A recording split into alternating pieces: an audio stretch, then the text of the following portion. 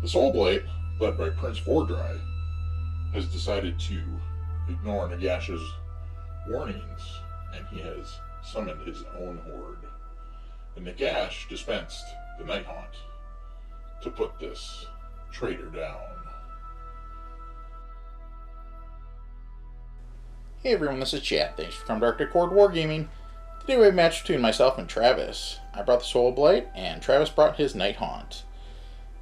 But before we get into this, if you'd like, share, subscribe, hit the bell, join the Horde, and now stick around for the show, folks. Here we go. Alright, rolling to pick sides. Ooh. Tie game, let's see here. Keep it in the box. There we go, 5. Alright, so I'll pick a side, and I'm going to go over here, because I already have my dudes kind of sitting on the table. So we'll start setting up.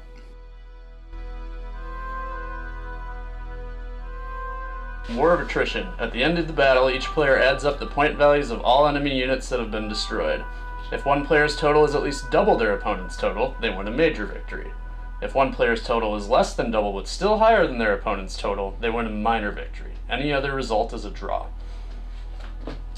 What page is that on? That is on page 295 of the core rulebook.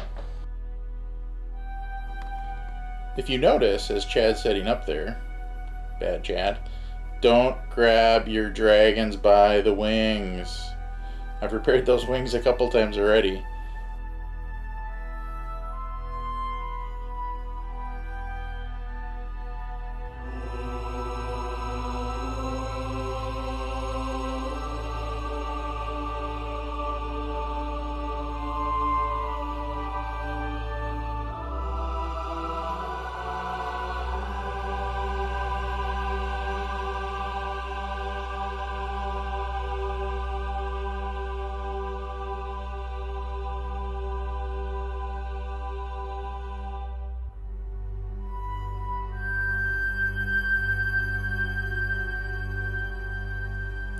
We noticed as we were setting up there that I should have set up the grave sites, so we went ahead and did that. So grave sites, there's one there, and basically on the center line, give or take, and then the other two are over here on my side. Alright, name's Travis, playing 1,000 points today. I brought my Nighthaunt, as many as I could shove into 1,000 points. So going along the line here, we got 10 Dread Scythe Harridans just hanging out. We got our General, Dreadblade Hero. We have, in our Battle Regiment, we have 10 Grimghast Reapers and 20 Chain Ghasts, as well as Guardian of Souls with Nightmare Lantern, who's going to be having the Corpse Candle from Ragnor's Condemned, and then Spirit Torment, doing Spirit Torment stuff, giving rerolls to 1 and bringing back dudes. And then on the Underworlds, we have 1 squad of Spirit Hosts. Spirit Hosts, they are in the Underworld. Yep, so as far as spell lores on the wizard, in addition to having Spectral Lure, which lets him bring back D6 or D6 bodies of single one models, or heal D6 wounds, up to 2 for Ragnor's Condemned for 2d6. We have Shade Mist, which lets me put a -1 to wound on any Nighthaunt unit wholly within 12 inches. And how many points is it? 1,000 points. Correction, 980 points. Alright, so today I am playing Soulblight Gravelords. I will try to do them justice. This is my first game with them. Jordan usually plays this stuff and beats me with it, so I'm hoping this goes well. I got Prince Vhordrai in the back there. I have 4 units of zombies spread out along there, 4 units of 10. And then I have 1 unit of Fellbats. So Prince Vhordrai has the normal stuff that is on his war scroll. And then, in addition to that, I picked Soul Spike. It has a casting value of 6. I can pick 1 enemy unit within 18 inches of the caster, visible to them. Until my next hero phase, if that unit makes a charge, I roll an number of dice equal to the charge roll for that unit. Each 4+, they suffer 1 mortal wound. And that is my army. It is 980 points. Yep, so I finished deploying first, so I'm going to make Chad drop or go first in the first battle round. Right on. So Soulblight, turn 1. Here we go.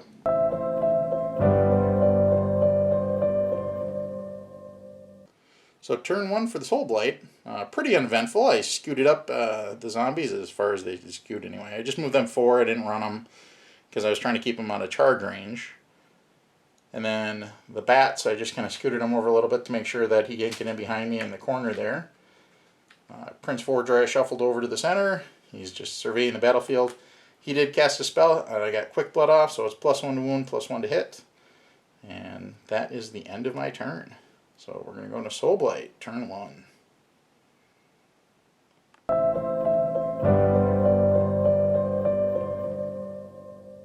Alright, Nighthaunt turn 1. We moved our chain rafts up the board to try to get a charge into those zombies who redeployed backwards just outside of our charge range. Or at least so I failed to charge. We teleported with our Dreadblade Hero. It was this unit here that I deployed backwards, yeah. It was. With Dreadblade Hero, we had teleport back here and pulled up the Dreadscythe Harridans to take a unit of zombies on the flank, just to start kind of removing stuff from the board and giving us space to do fun Nighthaunt things. Yep. And it did get rid of the unit of 10 zombies that were right here. Yep. I should have just tipped them over, but they're on. Yeah. And then Grimghast Reapers just kind of hanging out, waiting for stuff and things to hit. And our spirit hosts are still in the underworlds. So. Alright, here we go. Soulblight. Oh, actually, I've got to roll, don't I? Yeah, we do. Alright, rolling for turn 2. Ooh. Alright. Alright, here we go. Soulblight Gravelords, turn 2. I'm definitely taking that. Oh, yeah, no, absolutely.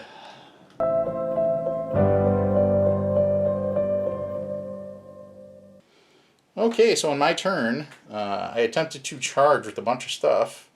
Well, let's back up. So first I shifted everybody over. So these guys ran and shifted backwards. Those zombies back there ran and I shifted them backwards just to try to pull them in and not make it easy to charge me. And then this dude, Prince Vhordrai, moved up.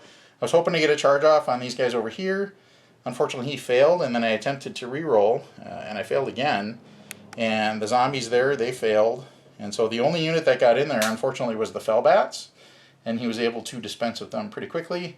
I did get rid of 4 of the... What are those guys called? Dreadscythe Harridans. The Dreadscythes. Because I did my shooting attack on them. And that's how they all died, right? The shooting? Yeah, shooting. So that's how those guys went down. So unfortunately, I didn't do what I needed to do that turn. Hi, honey. Unfortunately, I didn't do what I needed to do that turn as far as charging and things like that. But they're the undead. They move slow. So that's a thing. Unless you are a ghost. And those guys move fast. Ghosts are speedy. Yeah. So now we're going to go on to turn 2 for the Nighthaunt.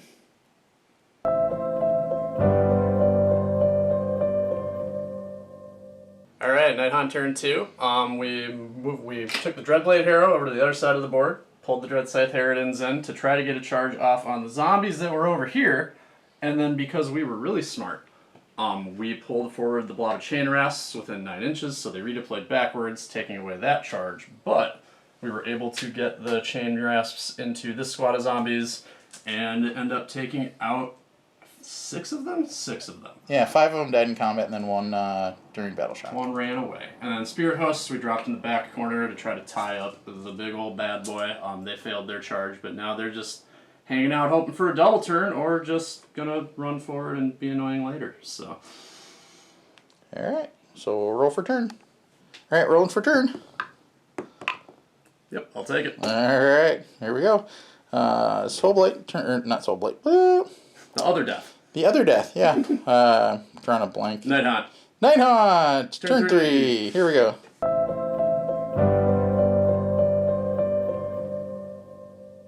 Alright, Nighthaunt turn 3. Spirit Host got in a charge on Big Boy. They did a mortal wound, and then 2 of them ended up dying. 1 to Stomp, and then 1 to the very vicious attacks of our little boy there. Dreadscythe Harridans moved up to try to get a charge into the zombies. They redeployed, but we rolled an 11 on the charge. So they also got Wave of Terror, which we forgot to do, but doesn't matter, they're dead anyways. And then the Chain Rafts over here took out the rest of these zombies.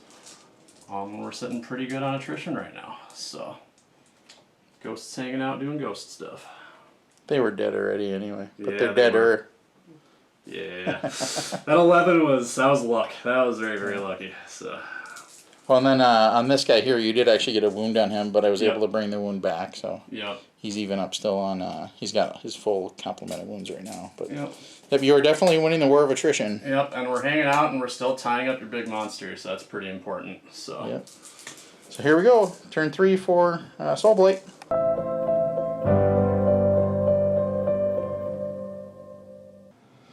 Okay, so Soulblight. My turn went pretty well, actually. In my shooting phase, I was able to take out that dude right there, which freed me up to be able to charge. And so I charged over here and took out all the dread scythes. That's what those are, right? Dread scythes? That's Theridans, yep. Yep, I took out the whole unit of those guys. And then, because that happened, I was able to bring back that unit of 5 zombies. So actually it was a pretty good turn for me. And he's still got a screen against, or in front of him, I should say. So if he goes to charge me with this stuff, that'll definitely be a thing. And I do have, or I did have, at least for that turn. Does that go till the next turn? Or does that go away? For what? The soul spike. That's a good question. So we're going to look up a rule real quick, or if you guys know it, just throw it in the comments down below. Soul Spike, does that go away at the end of my turn? Because I did get Soul Spike off on that unit in front there, which would hurt them if they charged me, basically. But now we're going to roll for turn. Oops. Cool. Yep, I'll take it. I had a 4. It fell out of the box. Yeah. Okay, here we go. Nighthaunt, turn 4.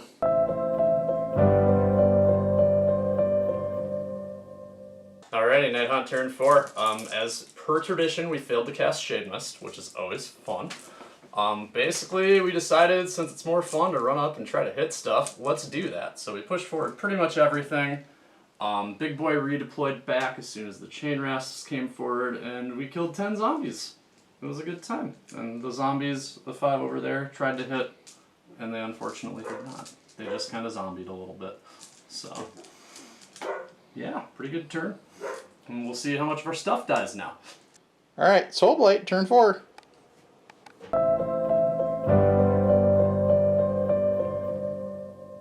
Soulblight. Turn 4. I piled in with the zombies and ended up killing off 3 of my own guys. They're deader than they were already dead. This dude here piled in, and I was able to take out 4 of his chain rasps. Are those Grimgas Reapers. Grimgas? Those Sorry. are the Scythe boys. Yep. So took out 4 of those. And then I did put the spell on these guys, the Soul Spike, so we'll see what happens with them. But we're going to go on to Nighthaunt, turn 5. I'm sorry, we roll. Yeah, we roll. We don't know yet. My puppy is just scrambling my brainwaves. It'll happen.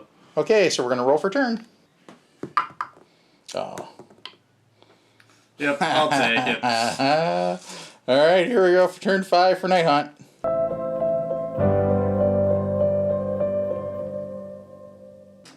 So, decided to call it top 5 after running priority, because at the end of the day, I have about probably 500 some points killed right now of zombies. So points-wise, if I go and I run away this whole blob right here, which I can do, Dreadblade Hero beginning the movement phase pops like way back in this corner, drags all the spirit, or the Chain Rasp Horde with him, and then the 2 heroes, you auto-run one off to some far-flung area behind a building, you run the other and you get it split away, and then you're still pinning stuff here, you probably just auto-win. So, I think we're just going to call it there. Alright, good game, sir. Good game.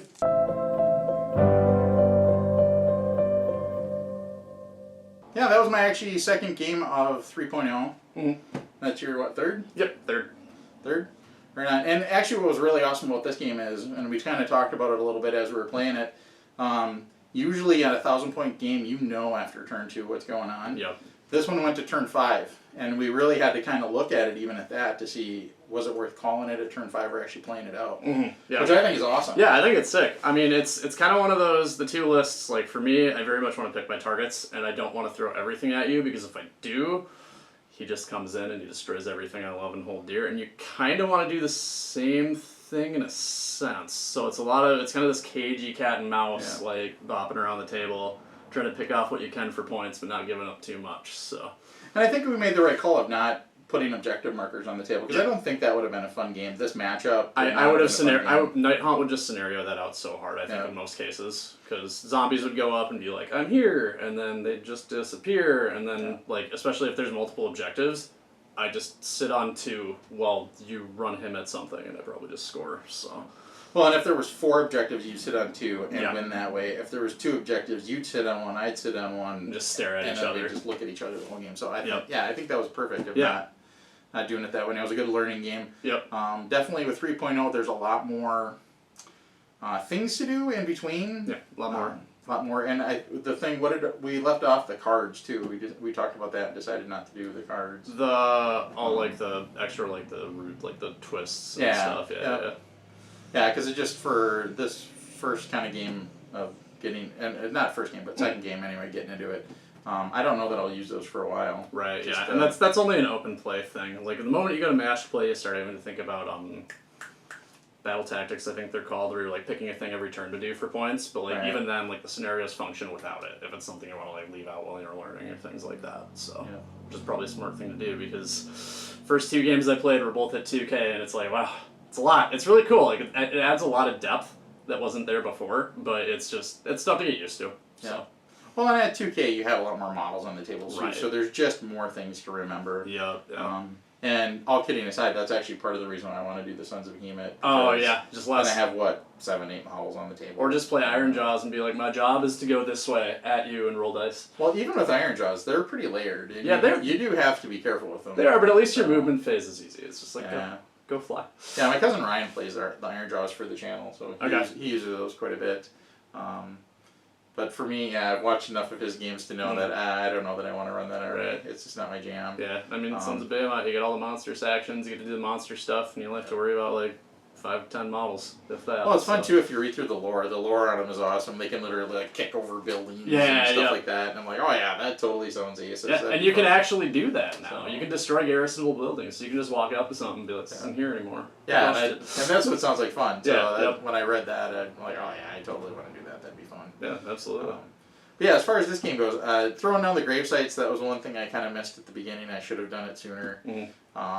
But thank you for letting me go back and do that. Oh, no problem. But normally you would throw them down before you set up. Yep. So that I should have done sooner. But outside of that, I think we were pretty right on with most of the rules. I don't think we missed much. No, I don't think we did. What was the one rule we were talking about that I went, oh, I got to ask that question? It was, I think, doing Unleash Hell with something that isn't a missile attack, but is like a shooting phase thing. Yeah, so Vhordrai has a thing where it's an ability that it says he can shoot with it. But it says in the shooting phase. It doesn't say like he shoots, because it's like the dragon breathing fire or gas. So it's not like a separate line where it says missile weapon. So if you guys know anything about that, if you could comment down below, I sure would appreciate that, just to clarify that for us, because I wasn't sure, so we decided not to do it, because why do it, and I'd be wrong. Yep. But outside of that, I think we were pretty right on with most of the rules. Yeah, it's a good game at 1K. Yeah. For sure. So, good game, sir. Good game. Like, share, subscribe, hit the bell, join the Horde, and we will see you in the next one.